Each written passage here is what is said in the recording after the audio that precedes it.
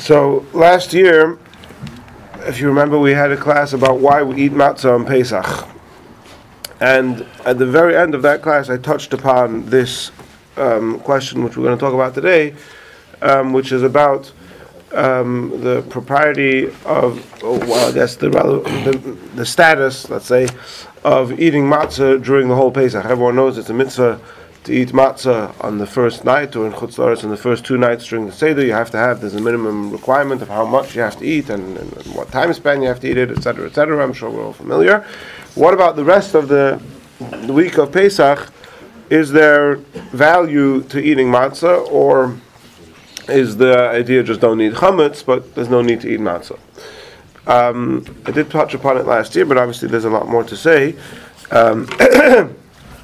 In general, in Pesach, we say, "Va'afilu kolanu chachamim kolanu nevonim."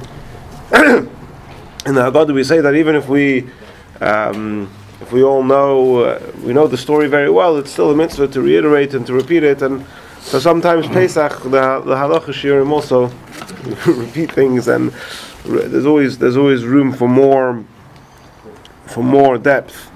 For those who are familiar with Alter Rebbe Shulchan Aruch, which they actually just published the first part of Hilchos Pesach in English, but Alter Rebbe Shulchan Aruch and Hilchos Pesach is known in the Olam HaYeshivas, in the yeshivish world across the spectrum of Chassidish, Litvish, Lubavitch. The Alter Rebbe Shulchan Aruch and Hilchos Pesach is known to be a specific masterpiece, and how every word is meduyuk and based on a very careful reading of all the Gemaras and Rishonim on the Sugya. And so there's always a lot of very interesting material to talk about on Pesach. So let's start with the Gemara. Gemara says, there's a pasuk. I had intended to prepare a source sheet, but try and bear with me to at least remember the psukim that we're going to be talking about. Pasuk says, Sheishes yomim teichal matzos, for 6 days you shall eat matzos. Uvayoyim hashvi atzeres laHashem elekacha, and on the seventh day it is atzeres means a yom tov basically. The seventh day is a yom tov for Hashem. So for the first 6 days we eat matzahs, and the seventh day Shvi Shal Pesach is a yom tov. Of course, again in the diaspora it's the 7th and the 8th day, but right, the 7th day is a yom tov. Now, this is a pasuk in Parshas Re'eh in Deuteronomy, which is actually what we laid on the last day of Pesach. But the mitzvah of not having chametz and the mitzvah of eating matzah for 7 days on the first night, all of those things are already enumerated very explicitly in Parshas Bo, in Exodus. Dan, you helping me? Exodus chapter 14 maybe? I was going to say 12? Whatever, yeah? I was going to make up 14. But as we know, in Deuteronomy many things are repeated. So this is another pasuk. For 6 days you shall eat matzahs, and for the 7th day, on the 7th day is a yom tov. Now, of course, this pasuk at face value is a little bit strange, because first of all, the first day of Pesach is also a yom tov. So 6 days and then it's yom tov, then 5 days, then yom tov. That's first of all. Second of all, you have to eat matzah on the 7th day too. It's on 6 days you eat matzah, on the 7th day it's Yom Tov. You have to eat matzah on the last day too. So the Gemara says, Ma Shvi Rishus, this is the Gemara in Pesachim Daf Kuf Chaf Amud Aleph. Ma Shvi Rishus, Av Sheishes Yom Rishus. The pasuk is teaching us that just like on the 7th day it's only optional, whether it's optional to eat matzah, because the pasuk doesn't say. In other words, we know that you can't have chametz on the 7th day. That's explicit in Parshas Bo. But it doesn't say that you have to have matzah. It says the 7th day, it's a yom tov. It doesn't say you have to have matzah. So just like the 7th day is optional, the rest of the 6 days are also optional. My timer have a davar shehoy bichlal v'yotza min haklal lelamed lelamed alatzmi yotza ela lelamed ala klal kula yotza. So before davening we say Rabbi Yishmael Eimer and Shachris, and we enumerate the 13 principles by which the Torah is expounded. One of the principles is this one. Davar shehaya bichlal, something which was in one item which was already included in a category, and the Torah singles it out to say something about that. So in this context, the 7th day was in the category of the whole Pesach, that you're not allowed to have chametz for the 7 days. We've said that already in Exodus. And now the Torah singles it out and says, the 7th day is a Yom Tov. And that has this connotation that the 7th day you don't have to eat matzah, because it says for 6 days you eat matzah, and on the 7th day is a Yom Tov. So there's a connotation of it's a Yom Tov, but you don't have to eat matzah. You can eat chametz, but you don't have to eat matzah. Right? So the principle is, and this is one of the 13 principles that we say every morning, that then is to be applied to the rest of the category as well. So if I've told you that the 7th day of Pesach it's only optional to eat matzah, so now I go and I say, okay, I'm going to apply that to the whole Pesach and say that for the entirety of Pesach, it's optional whether or not you eat matzah. So now you may have said, oh, 1 second, well, if it's optional to eat matzah the whole Pesach, maybe it's optional on the first night too. And I don't need to eat matzah during the Seder either if I don't want to. So therefore I have another pasuk in Parshas Bo which tells me that when I eat the Korban Pesach I have to eat it together with matzah and mareh. Is it this because we're assuming that? Hold on 1 second. So the whole Pesach matzah is optional. On the first night when I eat the Korban Pesach, then I have to eat matzah. So then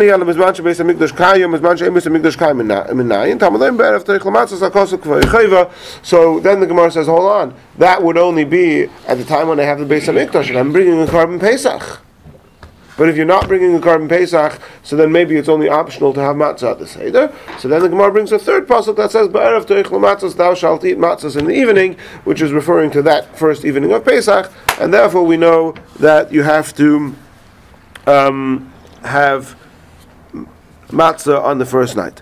So this Gemara is the conclusive halacha, and this is brought by the Rambam and the Mechilta and Rashi and Chumash and in Torah and Shulchan Aruch, and all the poskim bring this Gemara. The bottom line is that the first night, when the Chutz La'aretz, the first 2 nights, it's obligatory to have matzah, of course, for men and women, etc. The rest of Pesach, it's optional. There's no mitzvah to eat matzah the rest of Pesach. Yes.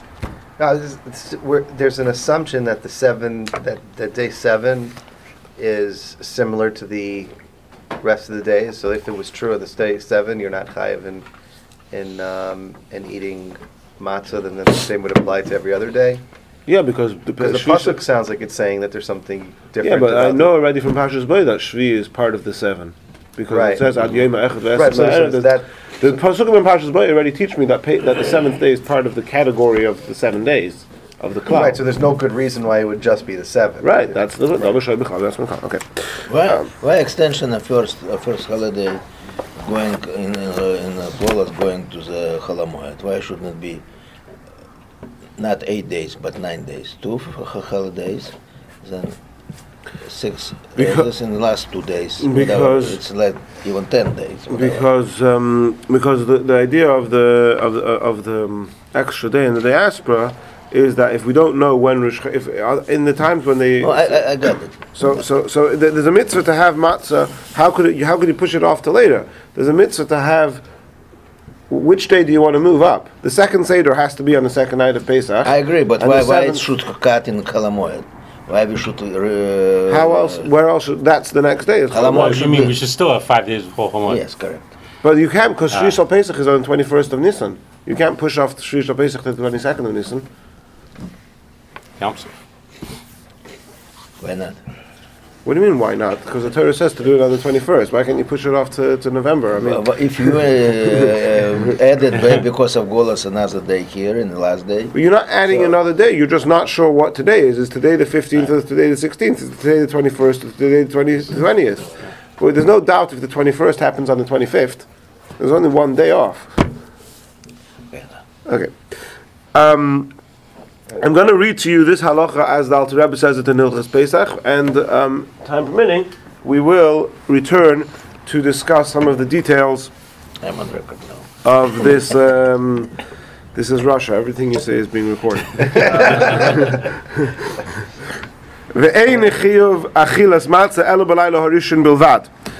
there's no obligation to eat matzah only on the first night. Shenema be'erev toichel matzahs, as the pasuk says, in the evening you shall eat matzahs, and of course that's the pasuk which the Gemara brings at the end, which connotes that you have to eat matzah in the evening, even in absence of a carbon pesach. Avashar kol halelus v'chol yomim, the rest of the nights and the days, and again, every word over here, I don't know how much time we're going to have, but every single word here has meaning. It doesn't say the rest of the days; it says the rest of the nights and the days. The Alter Rebbe is coming to preempt the question, which we'll see if we have time to explain. The rest of the Pesach nights and days of Pesach, one is only forbidden from eating chametz. If you want to have bread that has water in it, you are you are instructed to make sure that it doesn't become chametz. Rather, you should bake it while it is matzah, before it has risen, before it has leavened. Right? A rather long-winded way of saying don't eat chametz. Concerning this, there's a mitzvah in the Torah. For 7 days you shall eat matzah. That's the pasuk that the Gemara starts with. Meaning to say, no chametz. If a person doesn't want to eat any bread that has water in it, a person wants to only have other foods, or reshus biyado, he is permissible to do so. And if that wasn't long-winded enough for you, the next time the Alter Rebbe says in this halacha, towards the end, that the mitzvah is only, when he sort of summarizes again, that the mitzvah is only, there's no mitzvah to have matzah, only not to eat chametz. He doesn't just say not to eat chametz, he says, al derech shenisbari, like I just explained to you before in those 5 lines. So this clearly, it's very obvious that the Alter Rebbe is getting at something here with this long-winded way of saying, and I hope that by the end of the class today, we will have some clarity as to what the Alter Rebbe is trying to convey to us. How do we deal with the obligation of washing and having a meal on Yom Tov? Very good question. That's the next word in Alter Rebbe Shulchan. So the Alter Rebbe asks, what are you going to do with the fact that every Yom Tov and Shabbos there is a mitzvah to have a meal with bread? So how could you say that the Torah is telling you that it's only optional to have matzah the rest of Pesach? Because the last days are Yom Tov. Well, the first day is a Yom Tov by day. Right. The last day by night and day is a Yom Tov, and usually there's going to be a Shabbos somewhere in the middle too. Right? This year there isn't, but usually there is.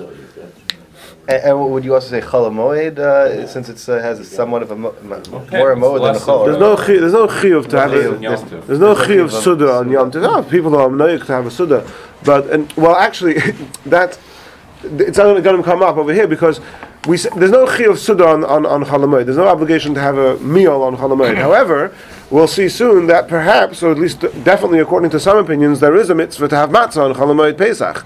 So automatically you would have to have a meal on Pesach. And there are, going to Sukkot, there are those who say, almost by the same token, that there is a mitzvah to have a meal with bread in the sukkah every day of Sukkot. So it's not sort of, if you want to get lamdish over here, it's not under the genre of meal on Chol HaMoed, it's under the genre of eat in the sukkah.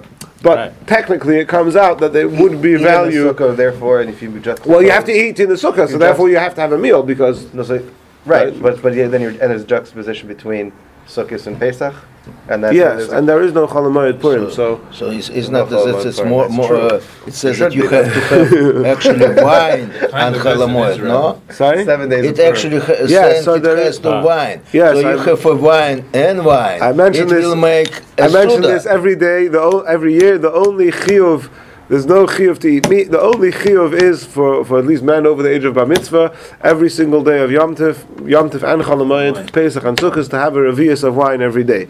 Right, but you have wine and then you eat another wine. Vodka. It will be established Suda.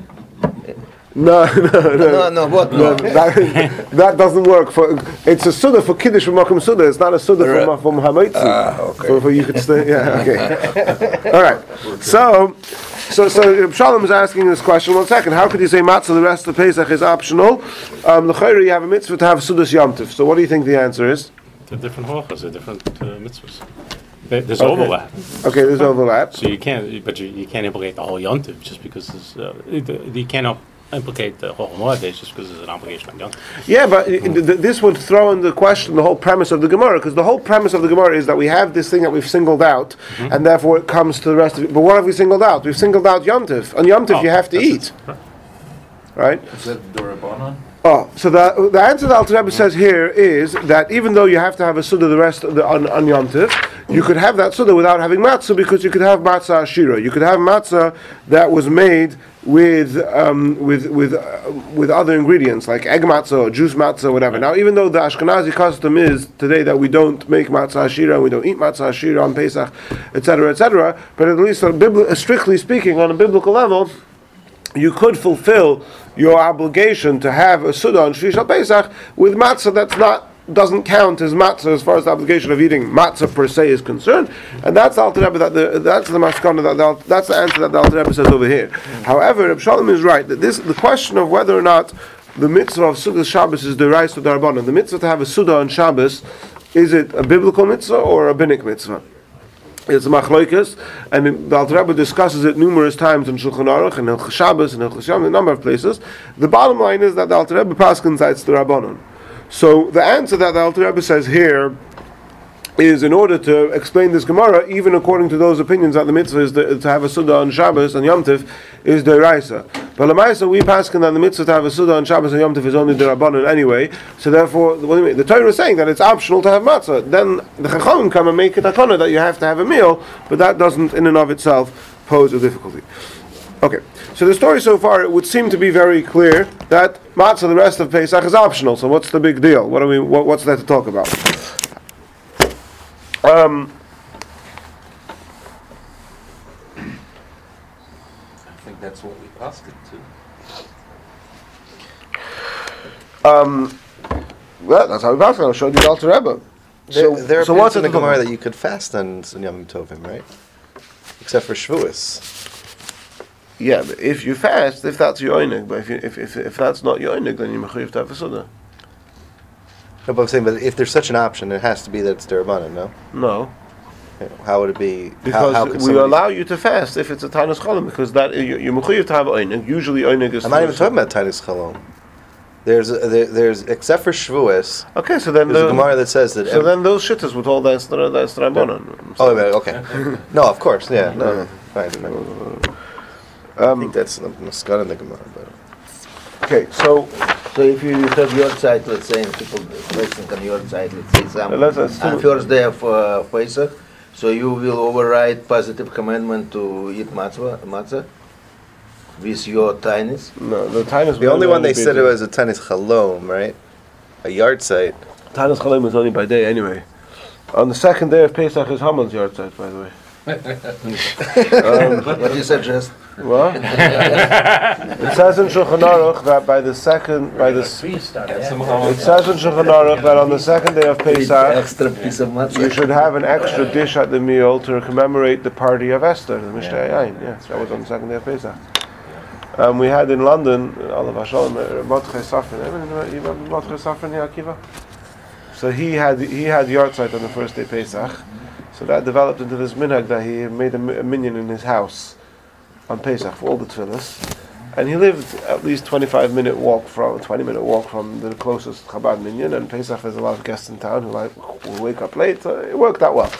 So there was somebody who used to come there every year and say Kaddish on the second day Pesach, and he said it's Haman's yard site. Anyway. So The 4 cups, maybe at the Layada. right, all right. Now, okay, strap up for some more biblical exegesis over here. The Mechilta says like this. The Pasuk says in Parshas Boiber, Rishon on the first month, Ba'arba, so Yom L'Chodesh Ba'erev, on the 14th day of the month in the evening, Teichel Matzos, you shall eat matzahs. Plural, yeah? Ad Yom Ha'echad V'esem L'Chodesh Ba'erev, until the 21st day in the evening, right? From the end, from Motzoi, yeah, from the night after the 14th until the night after the 21st, you have to eat matzah. Says the Mechilta, Mat Habul Noima, what is this Pasuk teaching me? The Fisho, Eim Shivas Yom Matzos Techelu. The pasuk says you should eat matzahs for 7 days. Ein li elu yomim. I only know that you have to eat matzah during the day. Leilos minayin. How do you know that you have to eat matzahs during the nights? Talmud leima ad yoma echad ve'esrim. The Rabbi says aleilos. So therefore, the Torah says no, from the 14th till the 21st. What if you say 7 days, then you might say days and not nights. But if it's from the 14th till the 21st, so then it's includes nights. If you just want some interesting trivia, the Rebbe's opinion is famous about if somebody crosses the date line during the Sfiras HaOmer, that it's Shavuos goes by your personal count, and therefore if you cross from the west to the east, you end up keeping Shavuos a day later than everybody else, and if you cross from the east to the west, you keep Shavuos a day earlier than everybody else. So when the Rebbe originally started discussing this, the Rebbe questioned if somebody would cross the date line on Chol HaMoed, would he have to keep the 7th day of Pesach a day earlier or later because it's day 7? But then the Rebbe said that you don't because there the pasuk says explicitly until the 21st of the month. So what number day it is depends on if you've crossed the date line or not. But what day of the month it is doesn't depend on you. So anyway, that was the Rebbe spoke about this pasuk now. Anyway. I think Rebbe's in Shustin and So used to go to the kids in Australia used to go Cholamayid instead of the first days. So then she would have to Shavuos. Yeah. Okay. So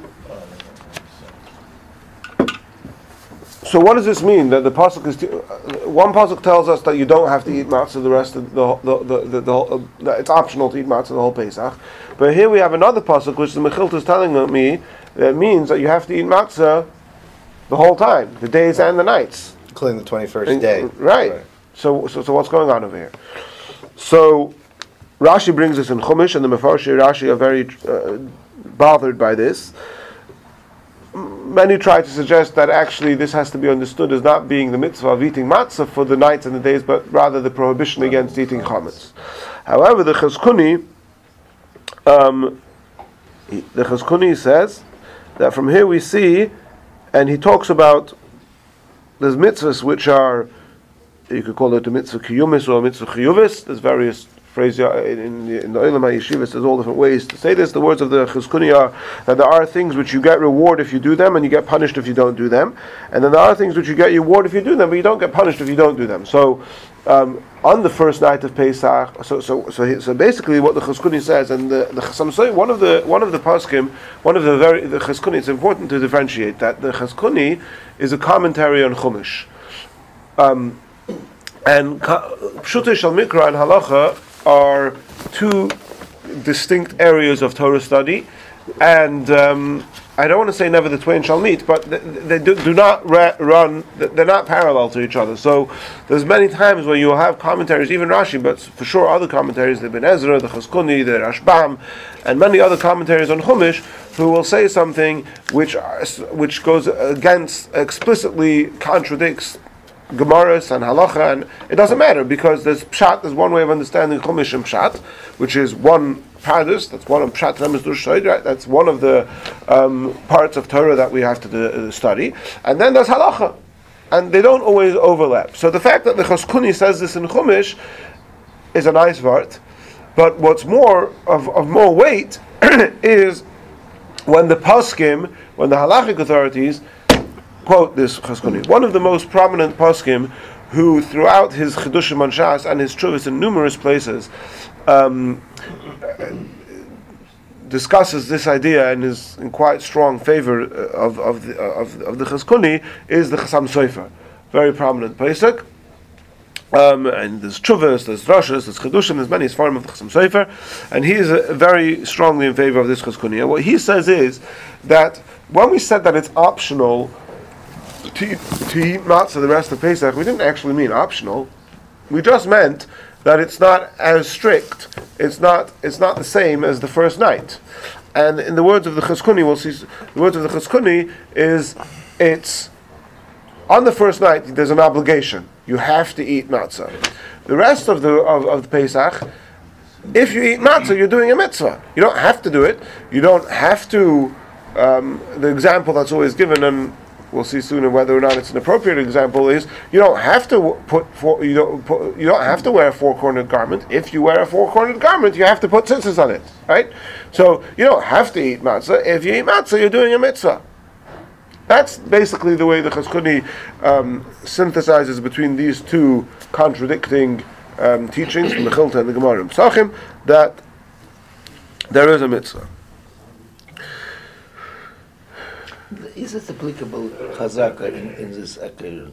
For example, I know that a lot of people in the Sephardim, they don't wear tzitzis. Let's say at Shabbos they wear, but they're not because they don't have four corners. And the question: if he starts wearing this and he wear it like 3 times or 4 times, it becomes for him obligatory. So yes, in fact, if I'm not mistaken, Moshe Feinstein argues that nowadays it's obligatory for people to wear tzitzis because it's become a widespread minhag that's binding. Like it's binding not to have kitnius on Pesach for Ashkenazim, etc. And even specifically with regard to tzitzis. The Gemara says that at a time of anger, Hashem will punish even for not wearing tzitzis, even though there's no real obligation not to wear tzitzis. Which, again, I'm hoping to come back to see how or if that applies to eating matzah the rest of Pesach. My father worked with Yekis that wouldn't wear a yarmulke, because that actually was not their minhag to wear a yarmulke. Right. Maybe when they went out, they wore something on their head, but not indoors. Yeah. So, but they all wore tzitzis. Right. Yeah. Okay. Now, another pointer over here is the Balamoy. The Balamoy is one of the Rishonim, the commentaries on the Rif, the Razor, Reb Zerachi Halevi, who lived in Spain, I believe. And he asks a question. He says, on Sukkot, every time you go into the Sukkah throughout Yom Tov, if you're eating a meal, whatever it is, you make a bracha. Now we know that in the first night, when the diaspora on the first 2 nights of Sukkot, there's an obligation to have a kazayis of bread in the Sukkah. The rest of Sukkot, if you choose only to have chocolate, then you don't need to have thing. Now the problem is on Pesach some people don't eat chocolate. No, just kidding.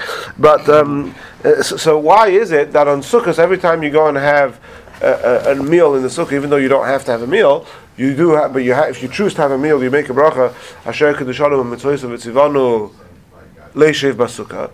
But on Pesach, we don't find that every time you have matzah, you should say Asher Kedushanim Mitzvah V'Tzivanu Al Achilas Matzah. When you have matzah at the Seder, you make a bracha.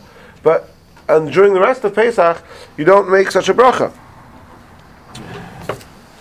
So the Razah answers like this. He says, Sukkot, you're right that it's optional. You don't really have to have a meal. But practically speaking, it's impossible to go the whole Sukkot without doing an activity that requires a Sukkah, because you have to sleep. You can't go for a whole week without sleeping. And you have to sleep in the Sukkah. And I'm not going to get into the discussion of sleeping in the Sukkah now. But the halacha is that you have to sleep in the Sukkah. So if you so you have to sleep. So it's impossible to go the whole Sukkot without reverting. So yes, theoretically it's optional, but practically speaking, it's mandatory, right? You have to sleep, and you have to sleep in the Sukkah. So therefore, they made the bracha leishav b'Sukkah, right? But on Pesach, you could very reasonably go the whole Pesach without having matzah. You could just have chocolate. So in fact, I know some people who do that. So he said the Razah doesn't say chocolate. He says oiraz v'doicher, but that wouldn't work because that's kitnius. So anyway, so therefore that's why you don't say achilas matzah. That's why you're saying the bracha leishav b'Sukkah when you're eating bread.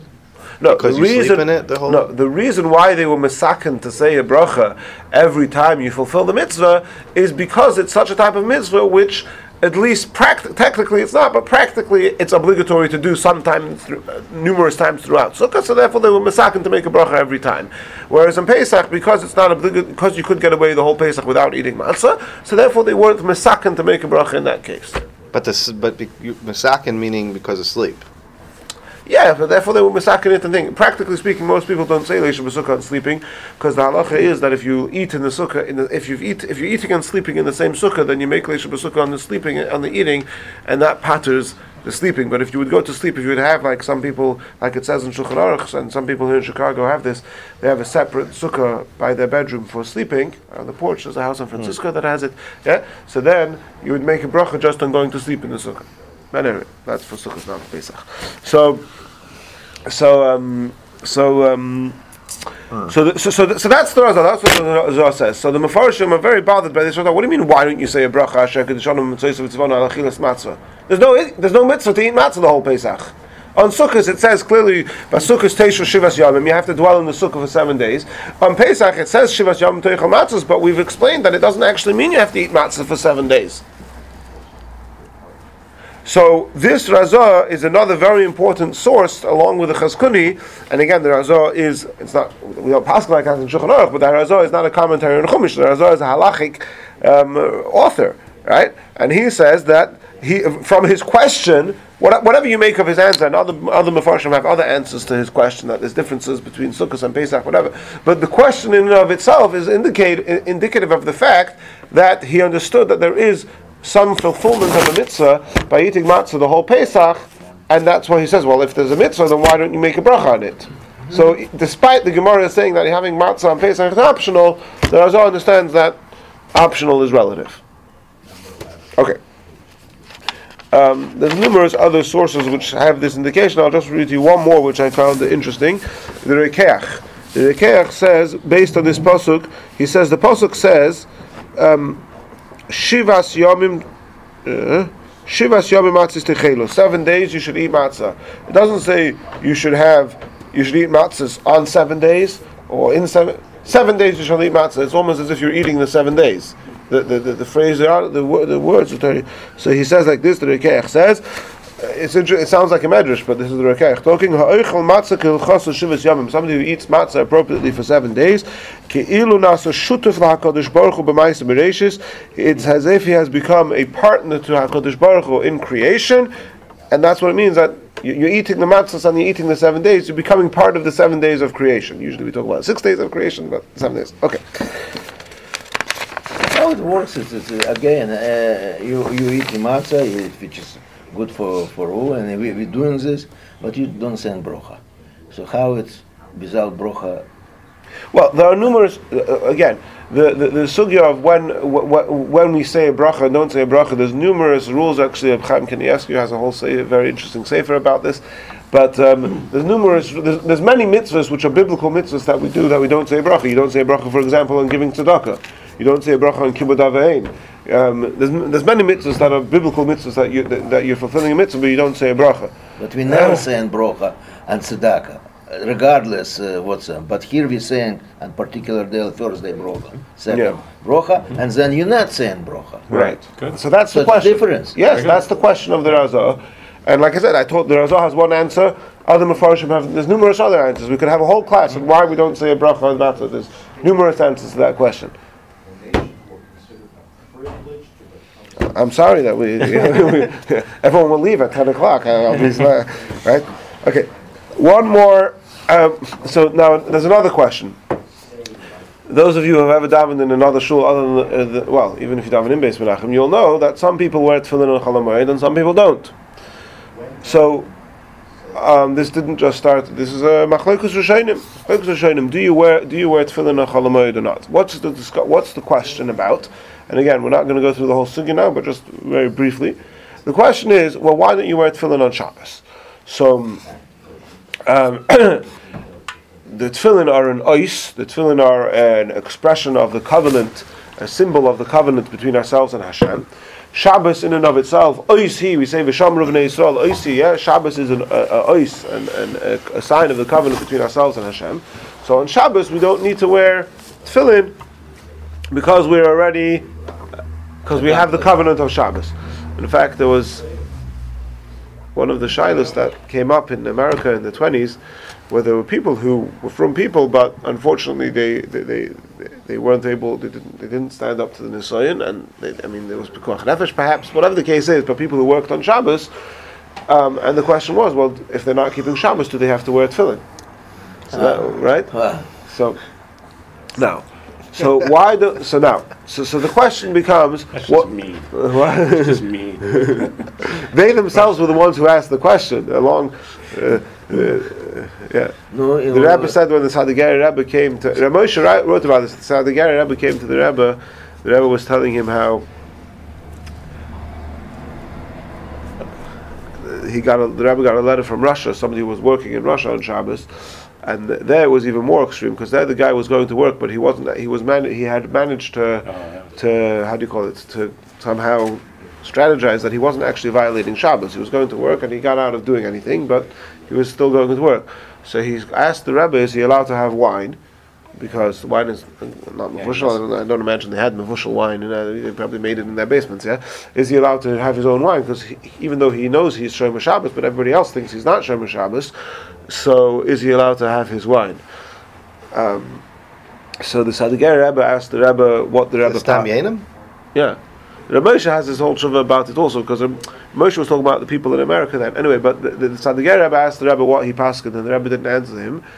But recently I heard the end of the story was that the Rebbe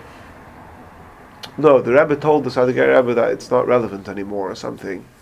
And basically, like 2 weeks later, the guy got a permission to leave Russia or something. I don't remember the details, but because a different Russian, they was under the threat of imprisonment, and they have to work. It's not so. What they didn't do something on this day.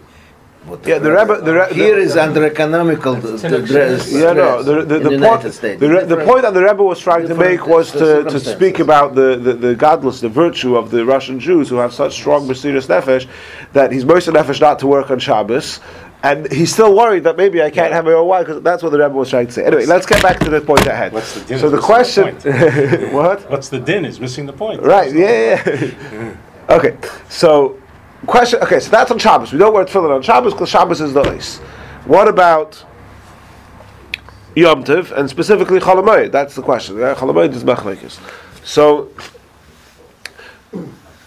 those who say that you do wear tefillin on Chol Hamoed, they all say that the reason you don't wear tefillin on Yom Tov is because Yom Tov is asur b'melacha. You're not allowed to do melacha on Yom Tov. That's the ice. Chol Hamoed is mutter at least in some malachas, if it's davar havid or whatever it is. There are certain cases where, I mean, we're allowed to do. You're not allowed to go to work if you don't have to. But Chol Hamoed doesn't have the same strictness of malacha as Yom Tov, and therefore there's no ice, and that's why you have to wear tefillin on Chol Hamoed. That's that opinion. What's the opinion that you don't wear tefillin, which is of course the Hasidic custom and the Chabad custom? Do you wear tefillin on Chol Hamoed? And you're Italian, so well, many people in the Ashkenazim. Yeah, the Ashkenazim, by and large, in Eretz Yisrael, no one wears tefillin on Chol Hamoed because the minhag of the Sfardim is prevalent over there, and even the Ashkenazim in Eretz Yisrael do like the minhag of the Sfardim. In Chutz La'aretz, basically Ashkenazim do more or less, and Sfardim and Chassidim don't. Many Ashkenazi people don't because their family origins are Chassidic, so even though they're not Chassidic in their life and they daven in Yeshurun or whatever, but their ancestors may have been Chassidic, and that's how they got the Chassidic custom not to wear tefillin on Chol Hamoed. I just got from my father not to wear it, but right. So what would be the ois of Chol Hamoed? What would be the ois of Chol Hamoed? No. So you could say that the ois of Chol Hamoed is that you're not allowed to have chametz, or that you have to eat in the sukkah, right? But some Rishonim say that the ois of Chol Hamoed is that there's a mitzvah of matzah. So from those Rishonim, it's again further implicit that there is a mitzvah, at least somewhat of a mitzvah, to eat matzah on Chol Hamoed Pesach. oh, because the os on Shabbos is refraining from malacha. Let's say. It could also be kiddush, or yeah. So this could also be that the os is refraining from chametz, or it could be eating matzah. Right. It's also interesting to point out that Reb Shimon, one of the opinions, the Pnei Yeshua argues that Reb Shimon in the Gemara in Rosh Pesachim, he holds that it is a mitzvah to have matzah on Pesach every day, which is interesting because in the Zohar, the Zohar writes very strongly that how it's strictly forbidden to wear tefillin on Chol Hamoed. And Reb Shimon ben Yochai in the Zohar could follow his own opinion in the Gemara that it's a mitzvah to have matzah the whole Pesach. Anyway. But the word v'shamru, by the way, is that the os is v'shamru. I mean, it's refraining from malacha, right? That's what it seems to be in that paragraph. Okay, that's okay. It's already 9:45, so I want to try and sort of lead towards the climax over here, the bottom line. So, another out there in the world, famously the shitta, where you'll always hear, oh yeah, it's a mitzvah to have Pesach matzah every day, is the Gra. The Vilna Gaon in Ma'aser Rav, and it's quoted by the Mishnah Berurah in Hilchos Pesach. The Vilna Gaon held that it's a mitzvah to have matzah every day of Pesach. Again, I don't have time to go through all the things, but basically, there's if you boil it down, sorry. I think the Gra wore tefillin during Chol Hamoed. That's probably true. There's basically three ways to understand the status of this mitzvah, because at the end of the day, the Gemara says it's optional. So how, if we say that there is some sort of mitzvah over here, there's actually, four. There's four ways to understand what this mitzvah is. The first way is to say that it's like a mitzvah saseh shazman grama for women. Just like a woman's not obligated to hear shofar, but because it's a time-bound positive mitzvah. But if she chooses to hear shofar, then she gets a mitzvah for it. And according to the Ashkenazi, according to the Rabbi Tam and to Ben Ish Chai, even for some Sfaradim, she can even make a bracha. Because even though Hashem didn't actually command her to hear shofar, but He commanded us to hear shofar, and she is also part of us, and there's some sort of fulfillment of a mitzvah by her hearing shofar on Rosh Hashanah. So, some would say that that's the same idea. That's what we say on the first night of Pesach it's obligatory, you must have matzah, but the rest of Pesach it's a mitzvah. If you choose to do it, it's a mitzvah, but you don't actually have to do it. The second approach, which seems to be the approach of the Vilna Gaon and others, is that no, you have to do it, but it's like there's certain things that we say, for example, Tfilas Arvis Rishus. Ma'ariv is optional. Now, it doesn't actually mean that Ma'ariv is optional. Ma'ariv is mandatory. But compared to other in relation to other mitzvahs, it sort of, there's a spectrum. In relation to other mitzvahs, we might consider it optional. So there is this. There is precedence. Let's not get too carried away with this. There is precedence to this idea where something is called reshus in comparison to something else, but we don't actually mean it's optional. We just mean it's not as strictly binding, shall we say, as other mitzvahs. Those are the two most simplest approaches to it. And then there's another two approaches which are a little bit more lumdish and complicated and fascinating. And bear with me over here. And hopefully we'll have time to talk a little bit about what Chassidus has to say about this. So the Avnei Nezer, he elaborates on this. And Avnei Nezer has also a number of interesting approaches to matzah in general, because he holds, also based on the Gemara in Avri Pesachim and in Brachas Lav Lamed Hey, that on the night of Pesach, there's a mitzvah to have a kazayas of matzah. The Avnei Nezer holds that the more, it's not like, some mitzvahs, once you've done them, you've done them. You've shaken the lulav, that's it. You don't get more mitzvah by shaking more lulav, right? So the normative approach to matzah is the same. Once you've had the kazayas matzah, you've done the mitzvah. The Avnei Nezer holds no, that on the night of the Seder, the more matzah you eat, the more mitzvah it is. But similarly, the Avnei Nezer says that this is also that the whole Pesach there's also a mitzvah to eat matzah. But how do you understand the mitzvah? He says no, you don't have to eat matzah. You can eat whatever you want. You can eat fruit, vegetables, fish, meat, chocolate, whatever you want. If you want to have bread, so then you have to eat a type of bread that could become chametz and didn't. So when we talk about matzah ashira, in America we call it egg matzahs, but matzah ashira means matzah that has other ingredients besides water and flour. So there's really two types of matzah ashira. One matzah ashira is where it's flour and, let's say, eggs and nothing else. And that, the halacha is that you could leave it for days on end and it won't become chametz. Whatever will happen to it is not really halachically considered fermenting. It's not chametz. Then you have a second type of matzah ashira, which is, let's say, flour and eggs and water. And there, the halacha is that it becomes chametz even faster than regular matzah. regular dough that just has flour and water will become chametz in, say, 24 minutes, 18 minutes, whatever it is. If it has flour, water, and fruit juice in it, or eggs, or whatever, then it's going to become chametz even faster. Says the Avnei Nezer, the mitzvah to have matzah the rest of Pesach is contingent upon your your wish to have bread. If you want to have bread, then don't have bread that can't become chametz, like egg matzah, which is just flour and eggs. Have bread that can become chametz and didn't. Have bread that has flour, water, and eggs, or just flour and water, and it's not chametz.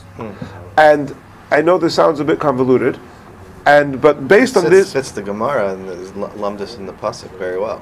Yes, that's true, and yes, because it's lechem oini, that's not the chiyuv. But this lumdus of the Avnei Nezer, there's numerous difficulties in the whole sugya. I mean, just for example, for the fact that the minhag is not to have matzah, the minhag is not to bake matzah shira on Pesach. Now nowadays the minhag is not to have matzah shira at all. But the Avnei Nezer, numerous difficulties in the whole sugya of matzah are addressed by this mahalach of the Avnei Nezer. That the mitzvah is, if you want to eat bread, have bread that can become chametz, but didn't. That is the mitzvah.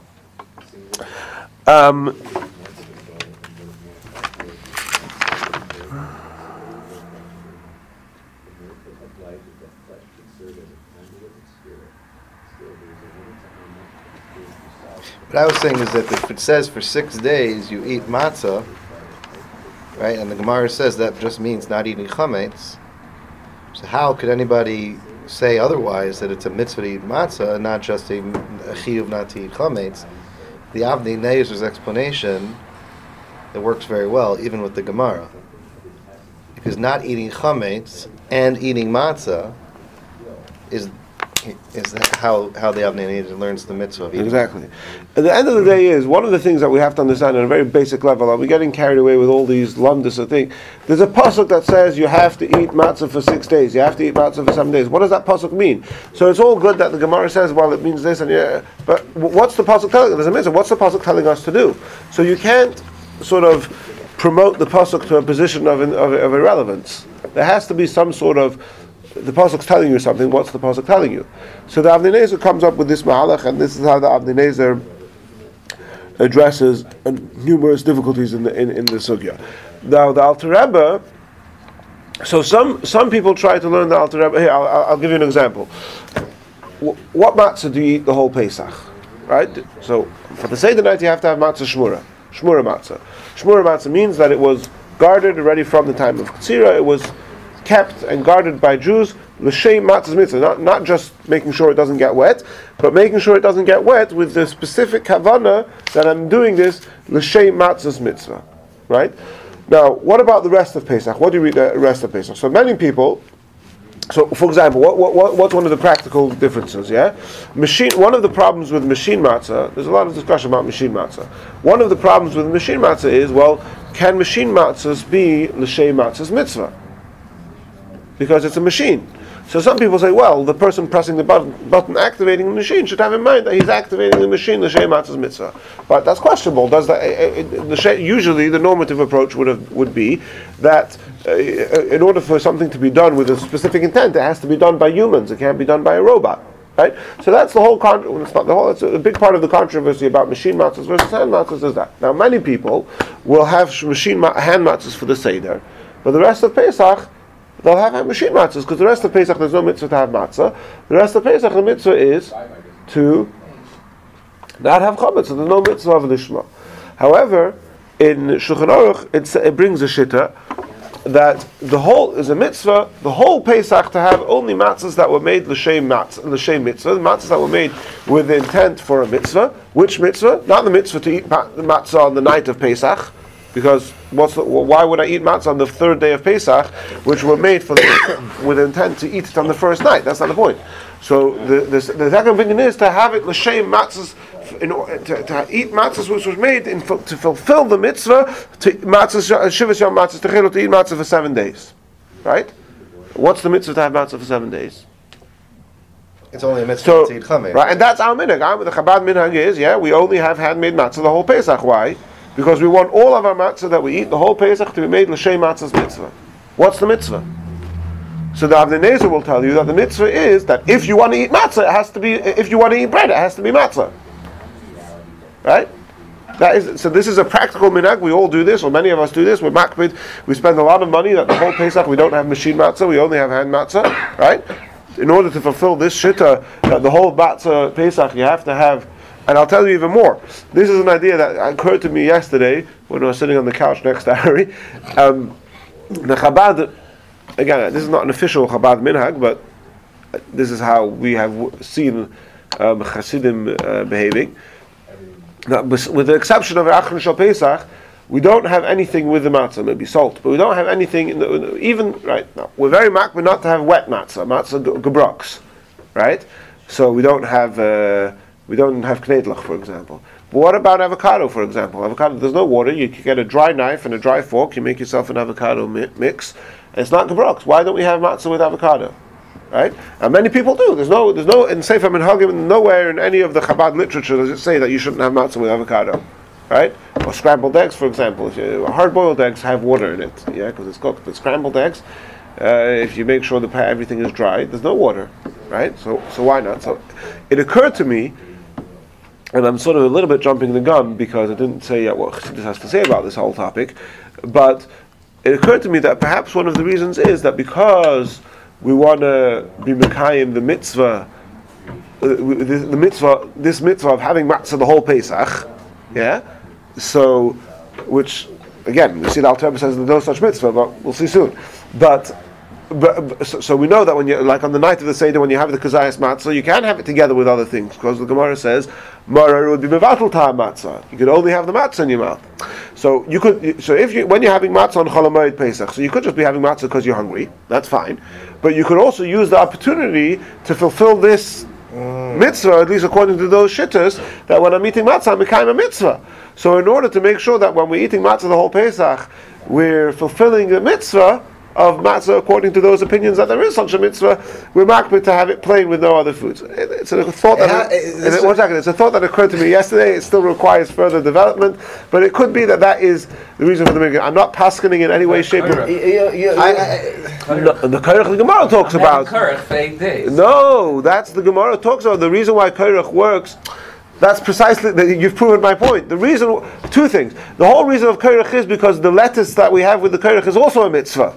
If you have something else that's also a mitzvah, it's not a thing. Why do we have matzah maror and then Korach? Why don't we just have Korach? Because there's a machlokes whether the mitzvah of maror, which is the rabbanon, and the mitzvah of matzah, which is the raisa, can go together or not. Right? But that's because maror is a mitzvah. If it's not a mitzvah, like avocado, which is not a mitzvah, so then it would be mevatel that matzah. Now, the truth is that you're right. There are shittas who say that it's only maror because maror is sharp, so that's mevatel ta'am matzah. But if it would be roy, for example, if you have avocado and you have a thick layer of avocado and it's roy, then it for sure would be mevatel. But there's no question that what I'm saying is not halacha. There's no halacha that Pesach the Pesach is known to be the time that we go extreme and chumras. So, in order to explain, hold on. Or eating with food. Let me finish. What I'm saying is that often there are very strange minhagim on Pesach, or in the rest of the year round too. But on Pesach, there's many strange minhagim which we don't know. We do this because that's what my parents did and that's what my grandparents did. And then, sometimes you figure out, hey, maybe this minhag was because of this, right? So. If you want to argue with me halachically, I could give you all the arguments. It's only maror is mevatel. It's not there's numerous arguments. I'm just suggesting that it's possible that some Hasidim had this super duper extra strict adherence to only have plain matzah with nothing else, in order to not mix any mundane food together with the food of a mitzvah, in accordance with those opinions that there is a fulfillment of a mitzvah thing. It's already 10 o'clock, so. What are you saying, mix? I'm saying that some people have a hakbada not to have matzah with anything. Whatever, any type of mix, that's what they have a hakbada. So what if you're eating matzah in one hand and something in another hand, or are you making sandwich? Nothing, no mix. There are some people who do that. Are you one of those people? I don't care. Am I one of those flavors. You have to I'm have the saying flavor of the there are some people who don't have matzah with anything else. I'm explaining perhaps why those people would do that. That's all. Okay. So it's not. Then it's not a bread. Why? Why? Because Bread is supposed to be eaten with bread is supposed to be eaten with cream cheese. something usually. If it's not bread, so it goes out of category of bread. Okay, I know how you think. I understood right away what he meant. All right. Peanut butter. Now, I would not go there. Maybe this is because of time takes. okay, I have to. It's 10 o'clock. I have to finish. Let me just. Okay, let me just finish off like saying this. It would seem to me that there's a letter from the Rebbe about somebody tried to suggest this, that the Rebbe also holds it as some sort of mitzvah because otherwise what's the mitzvah of having shmur matzah the whole Pesach? But the Rebbe negates it based on the halacha of the Alter Rebbe that I read to you before. The Rebbe says no, the Alter Rebbe holds there's no mitzvah whatsoever. However, what it does seem, Rabbi Ashkenazi suggests this, that the Alter Rebbe holds like the Avnei Nezer, but with a different twist. The Avnei Nezer says that if you want to eat bread, then you have to eat it then you have to eat bread that's not chametz. The Alter Rebbe holds a little bit different. The mitzvah is that if you want to bake bread, you have to bake bread that's not chametz. It's not a mitzvah about what you eat; it's a mitzvah about what you bake. Right? If you want to bake bread on Pesach, you have to bake bread that's how you fulfill the mitzvah. Now, we said before, like tzitzis. Tzitzis is not a mitzvah that you have to do, but if you do it, then you get a mitzvah. So there's many mitzvahs like that. So are you supposed to try to do it or not? Now tzitzis, obviously you are supposed to try to do, but there's other mitzvahs which you're not supposed to try to do. There's a mitzvah to shecht. There's a mitzvah, right? We don't find anyone saying, oh, well, I want to go and find an animal to shecht to fulfill the mitzvah of shechting. If you want to eat an animal, then you have to shecht it, right? We've spoken in this class before about shiluach hakam. Is there, I think you were here, do we want to, is shiluach hakam, if you find the mother bird on the nest, that you have to send it away, or am I supposed to go out of my way to find the nest, to look for a bird, right? Etc., etc. So what about this mitzvah? So it would appear that there is no, especially the way the Alter Rebbe says it, that if you want to bake bread on Pesach, then you have to bake bread that's not chometz. Nowadays the minhag is not to bake bread on Pesach. The matzah bakeries are all closed on Pesach. They finish all their baking before Pesach, right? So clearly this would be like a mitzvah like shchita, that there's no mitzvah to go out of your way to do it. Now I must finish off, and you'll have to bear with me for another 2 minutes. We spoke before about Tfilas Arvis Rishus, and when I walked in, you were learning about this Maimer. And Libby Omerli, I have a feeling that one of the reasons why the Rebbe was like very uncomfortable with somebody suggesting that the Alter Rebbe holds that it's a chiyuv to have matzah, or that there's a mitzvah to have matzah the whole Pesach, is because in Chassidus everything is a little bit topsy-turvy, and when we say something is optional, we like that better, because optional means that it's even more connected to Hashem, right? Because it's like, when are you a better husband? When your wife asks you to take out the garbage, or when you remember to take it out without her asking you, right? So, for example, it says, there's a medrash that says, mitzvahs petelas la'asad lavi, that when Mashiach comes, there'll be no more mitzvahs. So the Rabbi says, what do you mean there'll be no more mitzvahs? One of the principles of faith is that the mitzvah Torah never changes. How can you say when Mashiach comes, there'll be no more mitzvahs? So the Rabbi says, no. When Mashiach comes, we'll be so in tune with God that we won't need him to tell me to put on tefillin. I'll be so in tune with him that I'll automatically know that I have to put on tefillin. It'll be instinctive. Just like I know that when I cross the street and there's a car coming, I better run out of the way. I'll wake up in the morning, I have to. Everybody looked at you, yeah. If you see the car, right? So both ways. in Chassidus. In many Maimarim of the Alter Rebbe, the Tzemach Tzedek, in Chassidus, it comes up numerous times, and I feel a little bit. I would like to have had more time to elaborate on this last point, but there is this concept about eating matzah the whole of Pesach, that it's that dafka, because it's rishus, specifically because it's optional. That's why it's even more sublime than the matzah that we eat on the Seder night, and therefore the bottom line, as far as Chassidus is concerned. Is there a mitzvah to have matzah the whole Pesach? Absolutely not, because we want it to be voluntary, and when we do it voluntary, then it's even better. It works that way. All right. Okay. Well, You want it to be not a chiyuv. Chassidus Mashiach.